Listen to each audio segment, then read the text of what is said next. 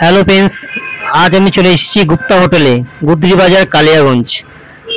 আমি আজকে নিরামিষ ভাত নিয়ে নিচ্ছি মাত্র 50 টাকা দিয়ে। এখানে ভাত, একটি সবজি,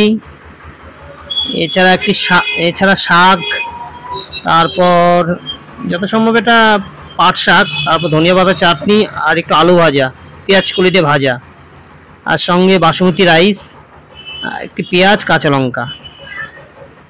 এছাড়া মুরগির মাংস, খাসির মাংস, মাছ, বিভিন্ন ধরনের মাছের কোয়ালিটি এখানে পাওয়া যায়। ডাল দিয়ে একটু ভাত দিয়ে খেয়ে দেখছি,